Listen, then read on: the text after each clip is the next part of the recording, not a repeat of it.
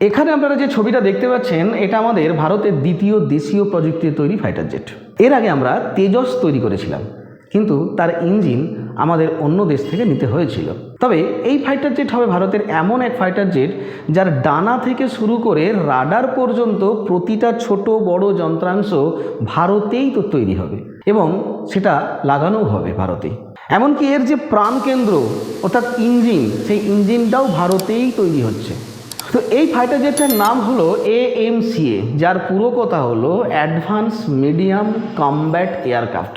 সম্প্রতি ভারত সরকার এই গুরুত্বপূর্ণ প্রকল্পটির জন্য 15,000 কোটি টাকা অনুমোদন দিয়েছে। তো এর মানে হলো এই বিশাল প্রকল্পটির জন্য সবুজ সংকেত মিলে গেছে। এই বিশাল ফাইটার জেটটি কে তৈরি করছে? এর দায়িত্বে আছে ভারতের প্রতিরক্ষা গবেষণা ও উন্নয়ন সংস্থা DRDO। তাদের সাথে হাত মিলিয়ে কাজ করছে HAL অর্থাৎ হিন্দুস্তান অ্যারোনটিক্স লিমিটেড। এই ফাইটার জেটটার কাজ অনেকটাই এগিয়ে গেছে, সামান্য কিছু চূড়ান্ত পর্যায়ের কাজ বাকি। আশা করা হচ্ছে 2030 সালের মধ্যে এটা আমাদের গর্ব ভারতীয় বিমান বাহিনীতে সম্পূর্ণভাবে অন্তর্ভুক্ত করা হবে। তো চলুন এবার দেখি AMCA অপ্রতিরোধক ক্ষমতার এর বৈশিষ্ট্য কী। সবার মনে যে সবচেয়ে বড় প্রশ্নটা আসে সেটা হলো এই ফাইটার জেটটা কতটা উঁচুতে এবং কত দীর্ঘ সময় ধরে উঠতে পারে, আর কোন কোন অস্ত্র দিয়ে আমাদের প্রতিবেশী শত্রুদের উপর হামলা করতে পারে। এই ফাইটার জেটটা হলো একটা স্টিলথ টেকনোলজি ফাইটার জেট। মানে এর মানে হলো বিশ্বের কোনো দেশের রাডারই এটাকে সহজে ধরতে পারবে না। যেমন আমাদের যুদ্ধ ফাইটার জেট সুখোই বা রাফাল রাডারে ধরা পড়ে, কিন্তু আমেরিকার F-35 এটা রাডারে আসে না। এর কারণ হলো এই F-35 উপর যে বিশেষ কোটিং করা আছে সেটা রাডার থেকে আসা সমস্ত রশ্মিকে কী করে শুষে নেয়, ফিরতে দেয় না। আর AMCA এর উপরেও ঠিক এমনই এক ধরনের কোটিং করা আছে যাতে রাডার থেকে আসা রশ্মি শুষে নিতে পারবে এবং শত্রুদের ধোঁকা দিতে পারবে। শত্রুরা জানতেই পারবে না যে কখন ফাইটার জেটটা এলো আর মিসাইল ফেললো, আবার সঙ্গে সঙ্গে হাওয়া হয়ে গেল। তো চলুন এবার উচ্চতার কথা বলি। উচ্চতার কথা বললে এটা 65,000 ফুট পর্যন্ত উচ্চতায় উঠতে পারে। আমেরিকার যেমন B-2 বম্বার আছে, প্রায় 50,000 ফুট উঁচু উঠতে পারে। AMC তার থেকেও 15,000 ফুট বেশি উঁচুতে উঠতে পারে। আর ওজনের দিক থেকে দেখলে আমি আপনাদের সুখোই সম্পর্কে ঠিক বলেছিলাম যে সুখোই প্রায় 8,000 কিলোগ্রাম পর্যন্ত ওজন বহন করতে পারে। 4-5টা ফাইটার জেট মিলে যতটা ওজন তোলে আর AMCA সে একা বহন করবে 3,240 কিলোমিটার পর্যন্ত যেতে পারে। চীনের যে কোনো কোণে আঘাত হানার জন্য এই দূরত্বটাই যথেষ্ট। কারণ পাকিস্তানের জন্য তো বলা বাহুল্যই। এটা 1.8 ম্যাক গতিতে চলবে, অর্থাৎ ঘন্টায় প্রায় 2,200 কিলোমিটার বেগে আকাশে ওড়ার কাজটা করবে। তো এখন আপনারা এখানে দেখুন যে এর যে ইঞ্জিনটা তৈরি হচ্ছে সেটা হলো GEF414 ইঞ্জিন। এর নির্মাণ কাজ এখন পুরো দমে চলছে। 2030 সালের মধ্যে এটি প্রথমবার উড়ান ভরবে, আর সেই উড়ানের সঙ্গেই এটা ভারতের প্রথম দেশীয় ইঞ্জিন হিসাবে এক নতুন ইতিহাস তৈরি করবে। যদিও আমাদের কাছে কাবেরী ইঞ্জিন আছে, তবে সেটাকেও আরও উন্নত করা হচ্ছে যাতে ভবিষ্যতে অন্য ফাইটার জেটও এটা ব্যবহার করতে পারে। মরণাস্ত্রের ভাণ্ডার এবং এর আক্রমণ ক্ষমতা কি দেখুন। এর সবচেয়ে দারুণ জিনিস আমার কাছে মনে হয়েছে যেটা কি না, এর ডানায়ও যে ডানাগুলো আছে তাতেও বিভিন্ন ধরনের মিসাইল বহন করতে পারে, আর এই মিসাইলগুলোকে এর ভিতরেও নিতে পারে, মানে অভ্যন্তরীণভাবে। মোট 10টা হার্ড পয়েন্ট আছে।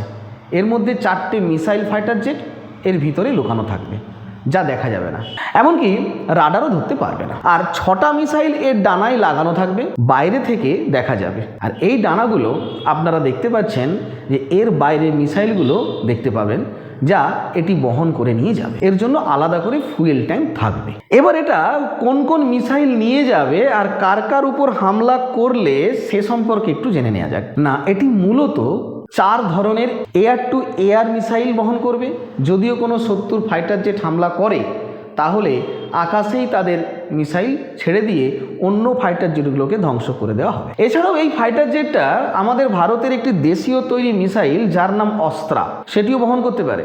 তেজস, সুখোই এবং এমনকি AMCও এই মিসাইলটি ব্যবহার করবে। এটি ভারতের প্রথম দেশীয় বিপজ্জনক একটা মিসাইল, যা MK1, MK2, MK3 রেঞ্জ পর্যন্ত পাওয়া যায়। তো এটা অত্যন্ত বিপজ্জনক এবং অনেক দূর পর্যন্ত আঘাত আনতে সক্ষম। এটা হাওয়া থেকে হাওয়ায় আঘাত আনার মিসাইল। আর দ্বিতীয় মিসাইলের কথা বললে এই মিসাইলটা হলো advance short range air two air missile.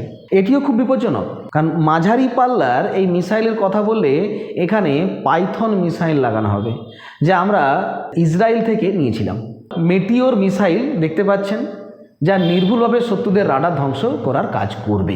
যদি কোনো রাডার চলে আসে তাহলে এই মিসাইল সেটাকে মুহূর্তে ফাটানোর কাজ করবে। এছাড়াও এটি জিবিইউ নামের স্মার্ট বোমাও বহন করবে। উড়তে উড়তে গিয়ে সন্ত্রাসবাদীদের আস্তানা দেখা গেলে এটি সেখানে আঘাত আনতে পারবে। কারণ যে পাকিস্তান এখনও তার খারাপ কাজ থেকে সরছে না, করেই যাচ্ছে। কেন?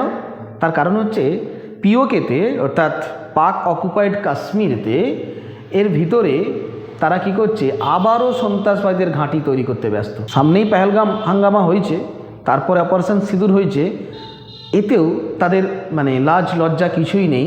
তারা এখনও আবার সেই একই কাজ করছে, তাদের প্রশিক্ষণ আবার শুরু হয়েছে।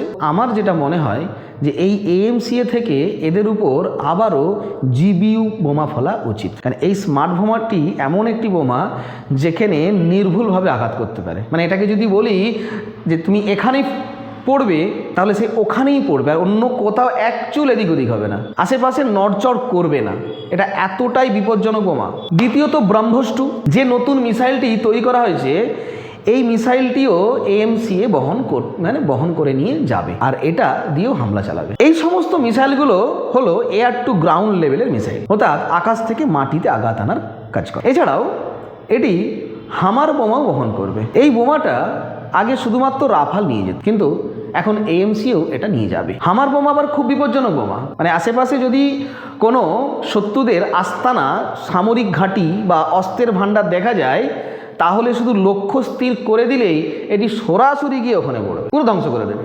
এছাড়াও অ্যান্টি রেডিয়েশন রাডারও এক ধরনের মিসাইল, যা শত্রুদের রাডার ফাটানোর কাজ করবে। সব কিছু দেখে মনে হচ্ছে যে ভারত এখন নিজের প্রতিরক্ষা ব্যবস্থাকে মজবুত করতে সর্বাত্মক চেষ্টা চালায়। কারণ অপারেশন সিঁদুরের সময়ই আপনারা সবাই জানেন যে বেশিরভাগ দেশগুলো ভারতের পরিবর্তে পাকিস্তানের পক্ষ নিয়েছিল, আমরা অনেকেই জানি, শুনেছি। তাই ভবিষ্যতে যদি ভারতকে যুদ্ধ করতেই হয়, তাহলে তার নিজের দেশীয় অস্ত্র থাকা উচিত। রাশিয়া তো আমাদের পাশে আছে, তবু নিজস্ব কিছু থাকা উচিত। তো অন্য কোনো দেশের উপর নির্ভর করাটা ঠিক না, কারণ এখন ভ্লাদিমির পুতিন আছে, পরবর্তী সময় যিনি আসবেন তিনি পাশে থাকবেন কিনা তারও তো কোনো গ্যারান্টি নেই। তো কারণ আমেরিকার মতো দেশগুলোও তো তাদেরও তো আবার দাম বাড়বে। কীরকম? তারা বলবে, ভাই এদের অস্ত্র খুব দরকার, টাকা লুটে নাও এদের থেকে। তাই এই ব্যাপারটা খুবই স্বাভাবিক। বিশ্বমঞ্চে এই AMCA এর কী প্রভাব? আগামী সময়ে AMCA আমাদের MiG-29 আর মিরাজ 2000-এর জায়গা নেবে। এই দুটো খুবই বিপজ্জনক ফাইটার জেট, কিন্তু AMCA এদের সম্পূর্ণভাবে প্রতিস্থাপন করবে, অর্থাৎ এদের সরিয়ে দেবে, আর তাদের জায়গায় ভারতের দেশীয় ফাইটার জেট চলে আসবে। এছাড়াও যদি আমরা তুলনা করি যে ভারতের বর্তমান AMCA যদি অন্য দেশের ফাইটার জেটের সাথে যুদ্ধ করে, তাহলে কী হবে? তো সেটা দেখা যাক কার সাথে যুদ্ধ করতে পারবে, কোন কোন ফাইটার জেটের সাথে।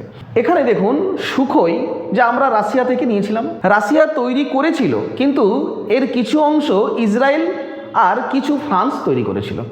3টে দেশের অংশ এর ভেতরে লাগানো আছে, আর আমরা এটা ব্যবহার করি। আমাদের কাছে 250-রও বেশি সুখোই ফাইটার জেট আছে এখন বর্তমানে। তো AMCA এর সমান হবে। দ্বিতীয়ত আমেরিকার F-35, কিছুদিন আগে আমি F-35 নিয়ে একটা ভিডিও বলেছি, ভিডিওতে যা আপনারা জানেন, সেটা যে কিছুদিন আগে থেকেই এর একটা উচ্চমানের সংস্করণ আমাদের কেরালায় পড়েছিল। তো এখন নিয়ে গেছি, যা করে সারাতে পারেনি।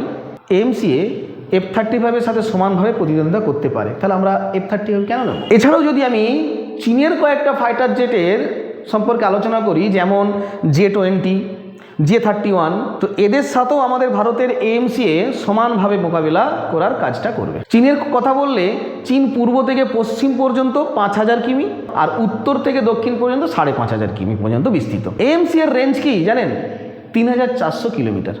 তো আপনারা দেখুন, যদি এটা এখানে থেকেও উড়ে যায়, তাহলে প্রায় অর্ধেক চীনকে ধ্বংস করে দিতে পারবে, করে দিয়ে আবার ফিরে আসতে পারবে।